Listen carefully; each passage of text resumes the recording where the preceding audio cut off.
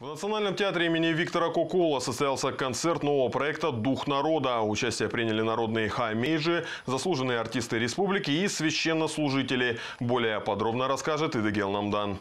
Мастер-классы, музыкальные выступления и молебны – все это о новом проекте «Дух народа». Замысел программы появился недавно, после шага. В рамках нового проекта музыканты Центра тувинской культуры совместно с ламами и спортсменами в течение февраля объездили почти все районы республики. Сейчас идет большая работа в рамках нашего проекта. Суть заключается в том, что мы, музыканты, вместе с именитыми спортсменами и уважаемыми ламами затрагиваем важные темы, как соблюдение древних обычаев наших предков, возрождение традиционных видов спорта и, конечно, стараемся передать новому поколению искусство сказительства и горлового пения. О важности проекта говорят и духовные лидеры.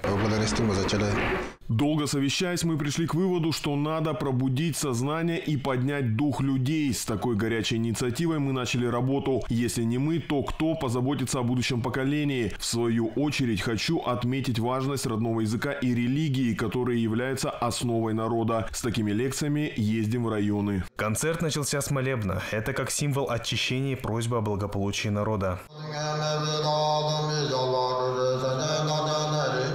13 музыкальных номеров на сцене народных хаймейджи заслуженные артисты Тувы. Коллектив, как обычно, радует разнообразным репертуаром. Были народные песни и новые композиции. Данный проект очень положительно влияет на народ. Народ выходит одушевленно и, конечно, очень собранным духом.